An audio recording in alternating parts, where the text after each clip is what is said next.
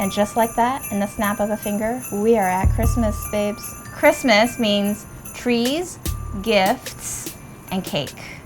We got eggs, we got sugar, we got cocoa powder, and we got Buche De Noel for you and your Christmas table today. There are 3 parts to this cake, essentially. There's the cake, then there's the filling, then there's the frosting buttercream that goes over it. I'm gonna be using our 2 KitchenAids today. If you don't have 2 KitchenAids, you can use hand mixers, you can use 1 KitchenAid. Totally okay. They're heavy, be careful. I'm gonna have to hunt down our whisk attachments. Stand by. We're gonna separate some eggs. These are cold eggs. Having cold eggs will make them way easier for you to separate them without breaking the yolk. I have a 3 bowl set up so that you make sure you don't contaminate your whites with broken yolks. It's very easy to break a yolk, so what I like to do is crack 1 egg first, separate that yolk on its own, plop it in there, plop the white in here, and start the process over. So that just in the event of breaking an egg, I'm not ruining all of the whites that I just separated.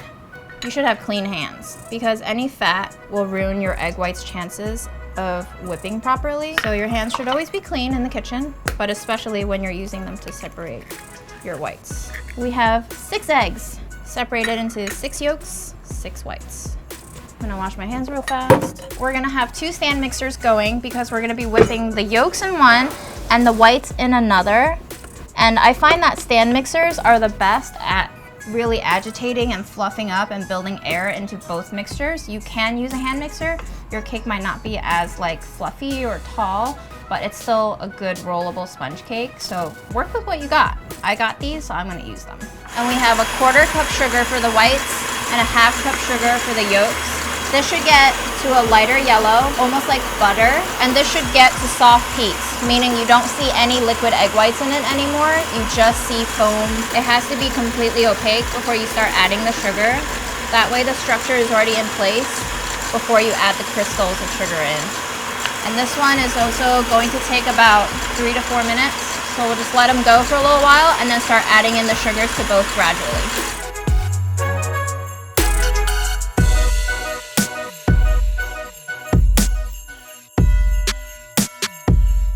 So we're just gonna check up on the progress of our meringue. It's supposed to be a stiffer peak. That looks good. You don't want it too stiff. It'll become very hard to incorporate into the eggs. So we'll just set that aside for now. That's a good texture. The yolks, when you turn it up to higher speed, should have this sound that sounds like you're whipping air, like bloop, bloop, bloop. Do you hear it? That's a good sound. That means that your egg yolks are very fluffy and textured. Periodically, if you see that there's been sugar stuck to the side of the bowl, just give it a nice little scrape so that all the sugar is in the yolks and they're being constantly agitated. Fun fact, if you leave eggs, especially egg yolks and sugar together and you don't agitate them, the sugar will start cooking the yolks and you don't want cooked eggs in this cake, so definitely make sure that your sugar is fully incorporated.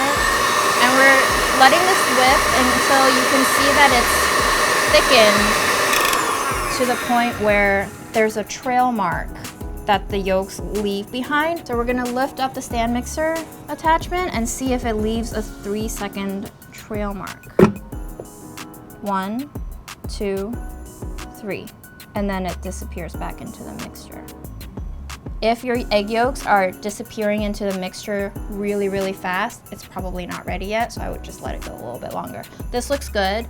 If you can see, it's pretty shiny and glossy and very ribbony. And ribbony is what we want. Now to this egg mixture, we're gonna sift in some dries. The salt doesn't really need to get sifted because we're using kosher. It's very, very thick flakes, so sometimes it doesn't get fully sifted.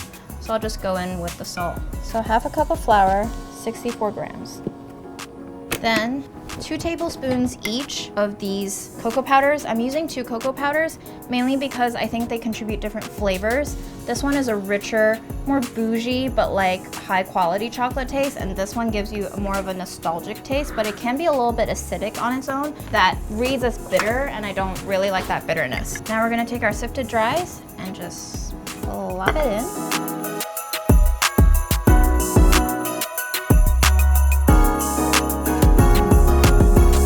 going to take this yolk mixture, put it into our big glass mixing bowl, and then we're going to fold in the egg whites very gently in about 3 batches. That way we don't collapse all of the whites at once. So the key to this mixing stage is you don't want to overmix. And you might be tempted because you see chunks like that of egg whites and you're like, oh, I have to get all of it in. So I would say once you start seeing the bubbles kind of escape like that and self-destruct, stop mixing. Even though you might still see some whites, it'll be fine. We're gonna bake this in a large half-sheet tray. We're gonna grease it very well with cooking spray and a large piece of parchment and get an offset ready. The small but mighty offset.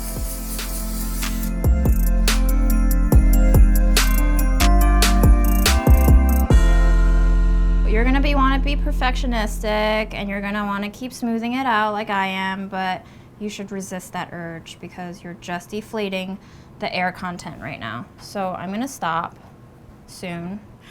Yeah. And we're gonna put this into a preheated 350-degree oven. If you see splotches like that and you really, really think it's bothering you, just go ahead and mix in that general area. But don't mix the entire batter until it's dead. Don't kill it, Jen. I love killing things. I do, I love killing things. Okay, I'm done, I promise. Here we go, 350 degrees, goes in. Between 12 and 14 minutes. I'm gonna check at 12 so that we don't over bake it. But basically what you're gonna see is the top of the cake is set. When you gently push down on it, it should spring back a little. It shouldn't just like completely collapse through. So we'll check back in 12. It has been 12-ish minutes and we're just gonna pull it out to see how it's doing. I see some good signs. It's pulling from the sides, if you can see that. Clean edges, and when I press down on it, it's not collapsing. It's indenting, but you can also see that it's popping up slightly. That's a good sign. We're gonna pull. So while that cake is slightly cooling off, we're gonna be dusting this towel with powdered sugar, and then we're gonna roll the cake up into this towel so that it's cooling in a spiral shape. Because you don't wanna roll a cooled cake. That will just lead to the cake cracking. And you don't want a cracked cake when there's delicious whipped cream filling all up inside it. We don't want too thick of a coating because it'll make the cake sticky again. We just want enough so that you have a single layer. And then we're gonna try to flip that warm cake right onto this towel. I wanna wait until that cake starts peeling away from the edges on its own before I flip it out.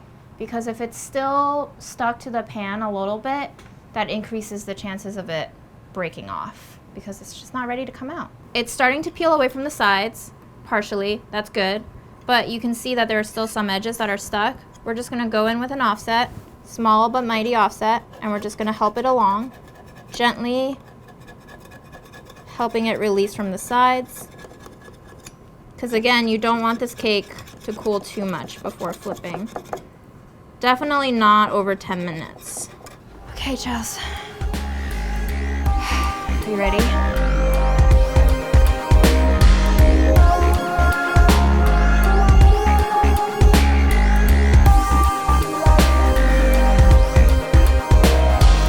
We got the cake rolled. It's still quite warm, and we're gonna let it chill completely in this shape. That will help you roll it back up with filling inside later. So I'm just gonna put it back on this tray and then put it in the coldest part of your room. I wouldn't recommend putting it in the fridge. That's way too big of a temperature change suddenly, and it might get glued to the towel, so just let it chill off on its own accord. So we're gonna go ahead and make the filling. The filling is going to be heavy cream, powdered sugar, and then we're gonna bloom some gelatin. Gelatin is great for when you want to make the cake ahead and you don't want the whipped cream to weep. Gelatin helps keep that shape and it keeps it very stable. If you're vegetarian and you don't want to put gelatin in there, you don't have to, you can skip the step, but just know that your whipped cream might start weeping a little, meaning it goes back to the cream stage and not to the whipped stage. We're gonna take about 2 teaspoons gelatin and sprinkle it over 2 tablespoons of water. And we just want to create a very even layer so that it gets as much surface area on the water as possible. Sometimes you'll notice that gelatin doesn't actually fully get absorbed by the water. So when we go to melt it, there might be chunks in there. Don't worry about it, we'll strain it out. But we'll just let this sit for 5 to 10 minutes until it's mostly absorbed the water. 10 minutes later, this is what you're gonna find in your bowl. You can see that there's still some dry spots. It's okay, we're gonna melt this in the microwave, no more than 15 seconds. I usually aim for 10, and then if it still looks kind of solid, we'll go for 5 seconds more. You can't overheat gelatin because if you overheat it, it will die and it won't hold the way you want it to. Yeah, after 10 seconds, there's still some chunks. So I'm gonna stir it a little bit and then maybe go 3 seconds more. This is pure heavy cream. And then we have a 1/4 cup of powdered sugar. And then we're gonna be dropping in a teaspoon of vanilla and add a pinch of kosher salt. And then we're gonna stream in the gelatin later.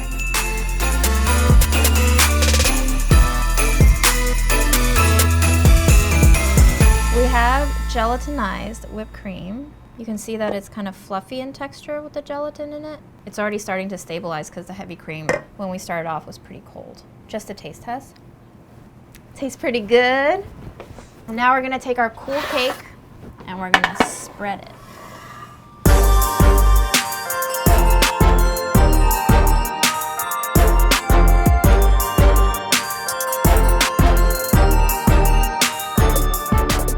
So we unrolled the cake, frosted the cake inside, filled it up with our delicious gelatinized whipped cream, rolled it back up, and now it's tightly tucked with the seam under, still in the towel. And we're just gonna put it in the fridge and let it chill, preferably 1 to 2 hours up to overnight. The longer it chills, the better the flavors get, and also you give a chance for the cake and the whipped cream to settle together, get married, have kids, buy a house together, and live until they die. Okay, we're gonna make some buttercream frosting. It's gonna be made with some Dutch cocoa for that intense chocolatey flavor. You'll need 1 stick butter. One thing about buttercream, guys, let your butter get smooth in the mixer before you add anything else, including sugar. It's always nice to make sure that the butter is consistent in texture on its own before you add anything else. So we're just gonna let that do its thing. Once your butter is smooth, you're gonna start adding in powdered sugar, 1/2 cup at a time, a total of 3 times, and you're just gonna wait and let these two beat together until they're fully fluffy and light. Do not rush this process. So it's light and fluffy, so we're just going to take a look, scrape down the paddle. There might be some pieces of butter that's like not fully lightened yet. We just want to make sure that that gets back into the bowl. The golden rule of using a stand mixer is that you're constantly scraping down. So we're gonna do that. And as you're scraping down, you just see that your texture is very creamy, very smooth, very soft, almost like whipped cream consistency. And then once you reach that stage, we're just gonna go in with the rest of our ingredients of salt, vanilla, and then cocoa powder. Buttercream is nice and light with the cocoa incorporated. I'm gonna scrape down one last time, and then we're gonna hit it with some heavy cream. So I like my buttercreams a little bit lighter in texture and lighter on the butter flavor, so I'm gonna add about 3 tablespoons of heavy cream into it. However much you decide to add is totally up to your personal taste. Try it out, see if you like it. If you like it at this stage, you don't have to add any, but I just like it lighter. 3 tablespoons of heavy cream later, and 1 to 2 minutes of mixing. We got a nice, silky, smooth chocolate buttercream. Light to the touch. Perfectly chocolatey with a sweetness kicking back. We're gonna scrape it out of the bowl and put it on the cake. So give me a sec, I'm gonna grab the cake and we're gonna ice this baby up. We've dusted off the excess powdered sugar, and you wanna get as much of it off as possible because this dry layer will prevent the buttercream from sticking. Definitely brush off as much of it as you can, and then we're gonna go ahead, frost it with our delicious buttercream, and then we're gonna decorate it with some rosemary sprigs to make it look real foresty, and then we're going to make some candied, or rather just sugared cranberries. So what we're gonna do very quickly, you don't wanna dip them in water, that's too much moisture. You just wanna wet your hands a little bit And then you're gonna grab some cranberries and you're just gonna rub your cranberries in between your hands. Then you're gonna drop them in a bowl of sugar. And you're gonna toss them around and they're gonna get frosted. Almost like they're iced berries in a wintry forest waiting to be picked and eaten. That's it. Let's get to it.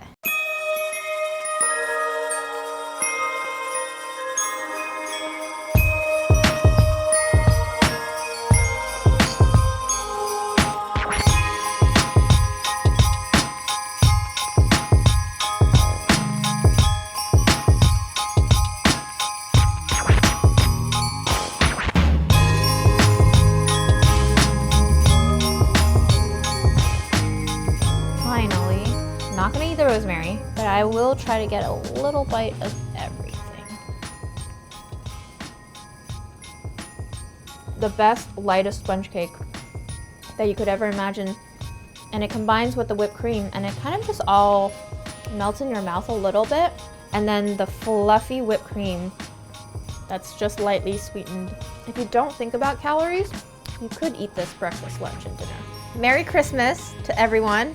I hope you make this for your Christmas dinner, and if you do, comment below and let us know how you liked it. Subscribe to our channel for more. Let me know what you want me to make next. And Chelsea, I think we gotta go celebrate Christmas with the team right now, right? Feed them.